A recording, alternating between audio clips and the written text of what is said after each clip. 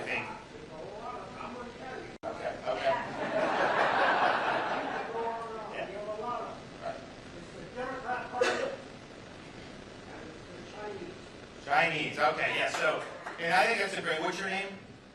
Bill, yeah, no, I think that's a great observation, particularly when you say who are the enemies. Obviously enemies abroad, people would say China, but who's the enemies at home? China has infiltrated this country.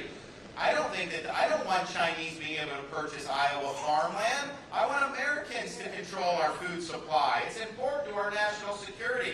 We banned in Florida the use, they have these Confucius institutes that they set up in colleges and universities, and they say, oh, we want you to learn about Chinese culture, but really it's about propaganda for the CCP. So we nixed that in Florida. We also blew the whistle on money going to our universities in Florida because they fund a lot of stuff behind the scenes. They fund a lot of people in our country, and it is a huge problem. And that's why with the China threat, it's different, I think, than what we faced during the Soviet era, the Cold War, because Soviet's economy was a fraction of our economy. And Ronald Reagan understood that. When he did the defense buildup, he knew he could bankrupt them if they tried to keep up with him, and that's what he did. And he ended up winning the Cold War without firing a shot, which is probably the greatest success the Republican Party's had in the last 50 years.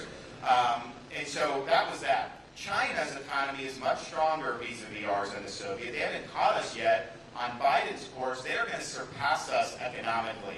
And what that would mean is we have not really had an adversary in any of our lifetimes that has been on our level economically or more. Even the Axis powers during World War II did not have as strong of an economy as the Allied powers, and of course the Soviets did.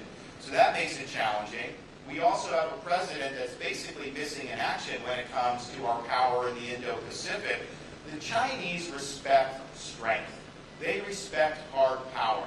If we have the power in the Pacific, as a Navy guy, I know a lot that's going to be naval power, necessary to deter China, they are not going to try to do something like invade Taiwan if they see that. But when they see weakness, when they see an opportunity, that is when they do it. So we need, and I'm going to outline this, we're going to need to have stronger defenses, working with Japan, Korea, all our allies there, to be able to stop China and deny them the ability to realize their ambitions. Because here's the thing, this isn't just like, oh, we're playing a game of risk and I want to win, I want to be tough. If China's the leading superpower in this world and their economy eclipses us, that will impact every American household in this country in a negative way. So we've got to win that. And so, military for sure. Economic, we're dependent on China for so many things. This is the elites in D.C. They chose surrender over strength many decades ago. They sold us a bill of goods about what would happen if we let China come in. They dump all this product in the United States. They don't let our guys get into their markets except very limited circumstances. They manipulate currency. They steal our technology. They're even in Iowa taking seeds out of the turf and studying agriculture. This is what they do.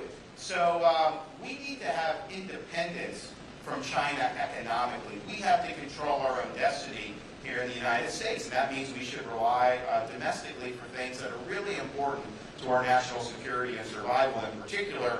Then you also have this cultural problem, which is really, really important. China, they actually have police stations set up in different parts of the country to police their foreign nationals who are in the United States. I mean, we just let this happen. It's crazy. So I think this China challenge is the challenge of this decade for us.